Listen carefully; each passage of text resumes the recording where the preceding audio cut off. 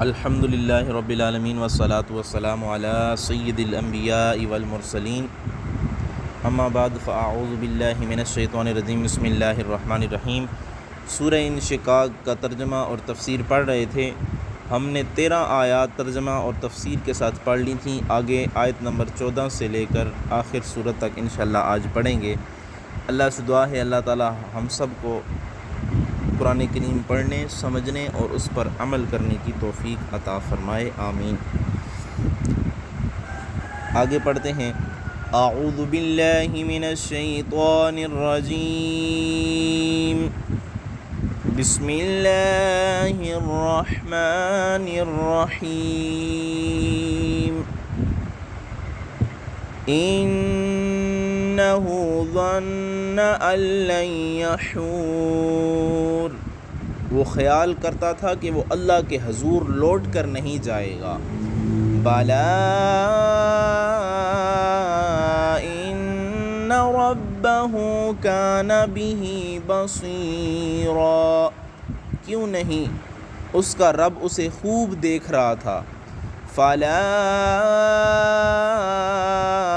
اقسم بالشفق، پس میں قسم کھاتا ہوں شفق کی، واللیل وما وسق، اور رات کی اور جن کو وہ سمیٹے ہوئے ہے، والقمر اذا اتسق، اور چاند کی جب وہ ماہ کامل بن جائے، لترکبن طبقا عن طبق، تمہیں بتدریج زینہ بزینہ چڑھنا ہے۔ فما لهم لا يؤمنون، پس انہیں کیا ہو گیا ہے کہ یہ ایمان نہیں لاتے۔ وَإِذَا قُرِئَ عَلَيْهِمُ الْقُرْآنُ لَا يَسْجُدُونَ، اور جب ان کے سامنے قرآن پڑھا جاتا ہے تو سجدہ نہیں کرتے۔ بَلِ الَّذِينَ كَفَرُوا يُكَذِّبُونَ، بلکہ یہ کفار اسے الٹا جھٹلاتے ہیں۔ واللہ اعلم بما یوعون، اور اللہ خوب جانتا ہے جو ان کے دلوں میں بھرا ہوا ہے۔ فبشرہم بعذاب علیم، پس آپ انہیں خوشخبری سنائیں دردناک عذاب کی۔ إِلَّا الَّذِينَ آمَنُوا وَعَمِلُوا الصَّالِحَاتِ لَهُمْ أَجْرٌ غَيْرُ مَمْنُونٍ، البتہ جو لوگ ایمان لے آئے اور نیک عمل کرتے رہے ان کے لیے ایسا اجر ہے جو منقطع نہ ہوگا۔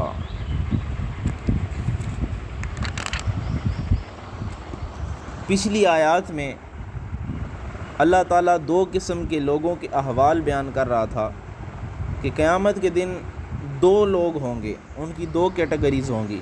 ایک کہ جن کا نامہ اعمال ان کے دائیں ہاتھ میں دیا جائے گا، اور ایک وہ کہ جس کا نامہ اعمال اس کے بائیں ہاتھ میں دیا جائے گا۔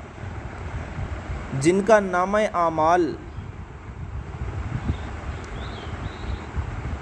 ان کے دائیں ہاتھ میں دیا جائے گا اس کا حساب بڑا آسان ہوگا اور وہ خوشی خوشی اپنے گھر والوں کی طرف لوٹ رہا ہوگا، اور جس کا نامہ اعمال اس کو پیٹھ کے پیچھے بائیں ہاتھ میں دیا جائے گا وہ خائب و خاسر ہوگا، وہی نقصان والا ہوگا۔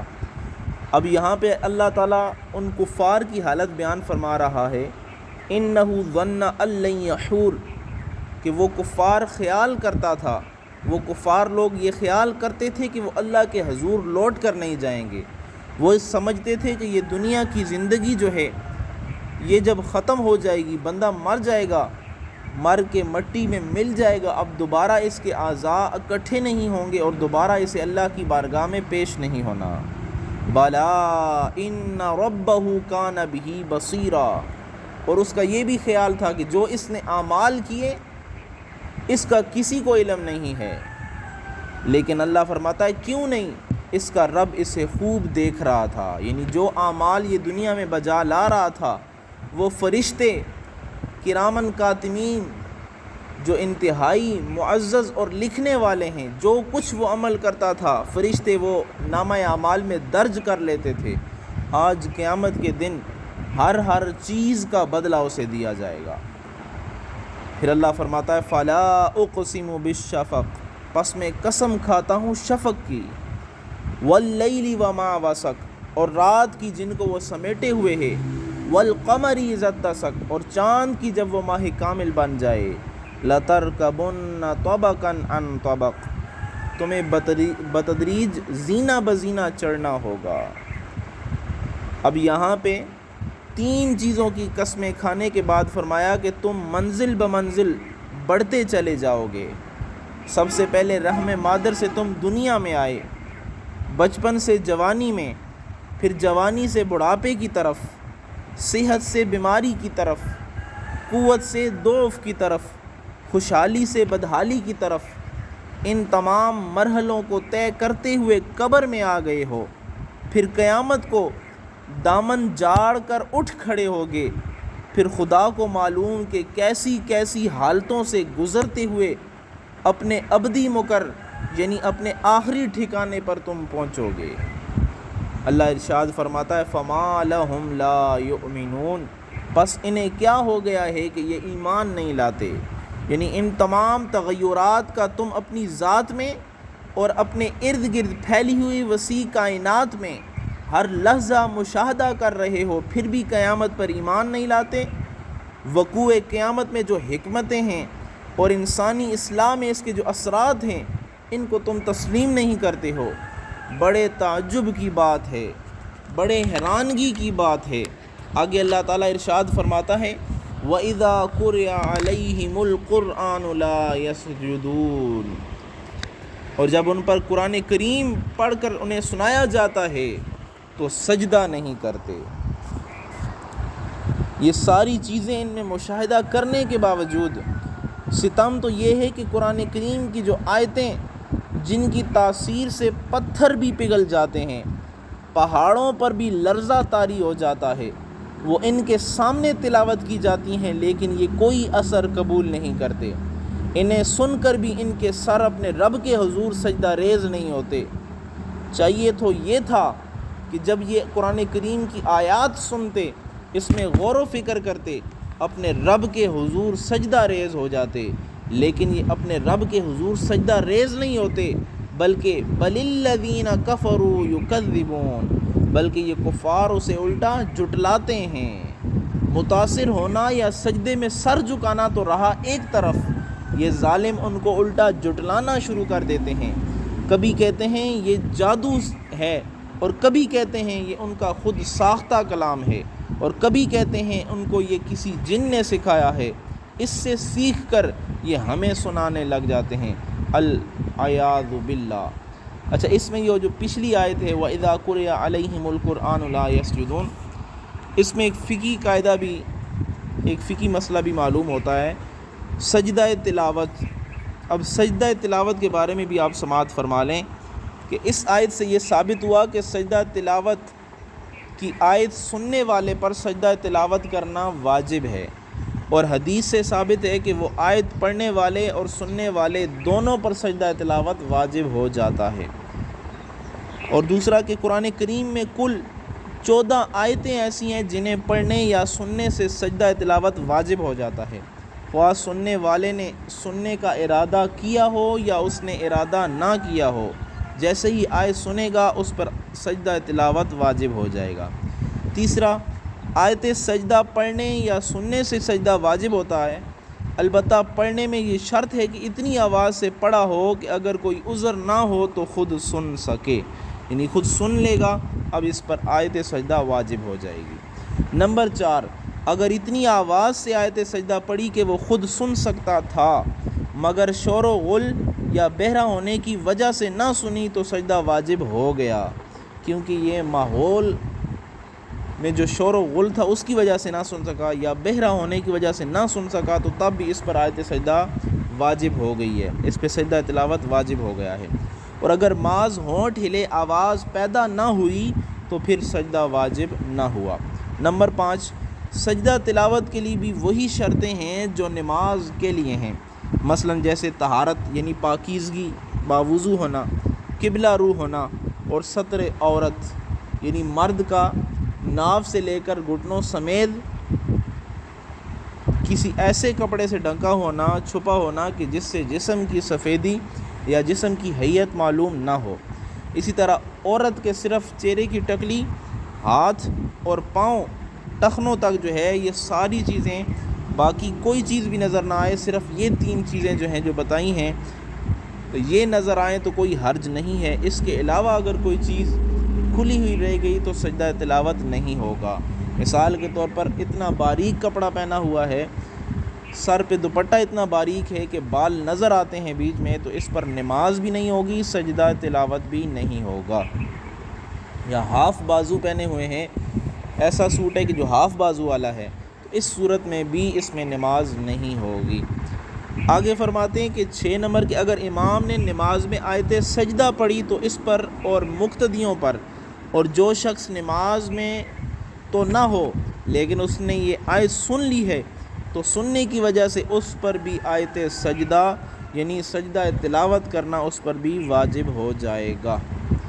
یہ مسئلہ اس وقت زیادہ ضرورت آتا ہے کہ جب لوگ تراویح پڑھنے کے لیے مسجد میں جاتے ہیں تو وہ امام کے ساتھ تراویح میں شریک نہیں ہوتے بلکہ مسجد کی پچھلی صف میں بیٹھ جاتے ہیں، تو اس وقت اگر آیت سجدہ پڑھی گئی تو انہوں نے سن لی تو ان پر جو ہے سجدہ واجب ہو جائے گا۔ یا عورتیں جو ہیں وہ گھروں میں قرآن کریم کی تلاوت سماعت فرماتی ہیں اور سجدہ تلاوت سنتی ہیں تو ان پر بھی سجدہ تلاوت واجب ہو جاتا ہے، لیکن یہ اس صورت میں واجب ہوگا کہ وہ اس وقت جنابت، حیض یا نفاس کی حالت میں نہ ہوں۔ نمبر 7 یہ کہ سجدے کی جتنی آیتیں پڑھی جائیں گی اتنے ہی سجدے واجب ہوں گے۔ اگر ایک ہی آیت ایک مجلس میں بار بار پڑھی گئی تو ایک ہی سجدہ واجب ہوگا، یعنی ایک آدمی بیٹھا ہوا ہے اور وہاں پہ قرآن کریم مکمل پڑھ دیتا ہے تو اس پر ٹوٹل ایک ہی سجدہ واجب ہوگا۔ نمبر 8 سجدہ کرنے کا طریقہ یہ ہے کہ سجدہ کا مسنون طریقہ یہ کھڑا ہو، اللہ اکبر کہتا ہوا سجدے میں چلا جائے اور کم سے کم 3 بار تسبیحات یعنی سبحان ربی الاعلیٰ کہے، پھر اللہ اکبر کہتا ہوا کھڑا ہو جائے اور سجدہ تلاوت کے شروع اور آخر میں دونوں بار یہ اللہ اکبر کہنا سنت ہے، اور کھڑے ہو کر سجدے میں جانا اور سجدے کے بعد کھڑا ہونا یہ دونوں قیام مستحب عمل ہیں۔ مزید اگر کسی نے سجدہ تلاوت کے بارے میں پڑھنا ہو تو بہار شریعت جلد نمبر 1 حصہ نمبر 4 سے پڑھ سکتے ہیں۔ آگے اللہ تعالیٰ فرماتا ہے بل الذین کفروا یکذبون، بلکہ یہ کفار اسے الٹا جھٹلاتے ہیں، واللہ اعلم بما یوعون، اور اللہ خوب جانتا ہے جو ان کے دلوں میں بھرا ہوا ہے۔ یوعون کا مطلب ہے یجمعون فی الصدور من الکفر والعداوۃ، یعنی کفر و عداوت ان کے سینوں میں جو بری ہوئی ہے اللہ تعالیٰ اسے خوب جاننے والا ہے۔ اور امام مجاہد فرماتے ہیں ما یکتمون، یعنی جو کچھ اپنے دلوں میں انہوں نے چھپا رکھا ہے اللہ تعالیٰ اس سے پوری طرح آگاہ ہے۔ اللہ تعالیٰ آگے ارشاد فرماتا ہے فبشرہم بعذاب علیم، پس آپ انہیں خوشخبری سنائیں دردناک عذاب کی۔ یہ نابکار حق ناشناس اس بات کے مستحق ہیں کہ انہیں دردناک عذاب کی ہی خوشخبری دی جائے۔ آگے اللہ فرماتا ہے الا الذین آمنوا وعملوا الصالحات لہم اجر غیر ممنون، البتہ جو لوگ ایمان لے آئے اور نیک عمل کرتے رہے ان کے لیے ایسا اجر ہے جو ختم ہونے والا نہیں ہے، جو منقطع نہ ہوگا، یعنی ان کا تو یہ حشر ہوگا، لیکن جو لوگ سچے دل سے ایمان لے آئے اور ایمان کے تقاضوں کو ملحوظ خاطر رکھتے ہوئے نیک اعمال کرتے رہے انہیں اجر ملے گا، اور اجر بھی ایسا کہ جو کبھی ختم ہونے والا نہیں ہوگا، ابد الآباد تک ان پر نوازشات و انعامات کا سلسلہ جاری رہے گا، اپنے رب کریم کے لطف و کرم سے ہمیشہ ہمیشہ بیراندوز ہوتے رہیں گے۔ اللہ سے دعا ہے اللہ تعالی ہم سب کو قرآن کریم پڑھنے، سمجھنے، اس پر عمل کرنے کی توفیق عطا فرمائے۔ اللہم لک الحمد و لک الشکر و منک التوفیق، اللہم وفقنا لما تحب و ترضى وتقبل منا ما نقدح و نسعى انک سمیع الدعاء رب ارحمہما کما ربیانی صغیرا، وصلی اللہ تعالی علی حبیبہ و شفیعنا و قلوبنا وشفاء ارواحنا محمد وآلہ واصحابہ وبارک وسلم تسلیما کثیرا کثیرا۔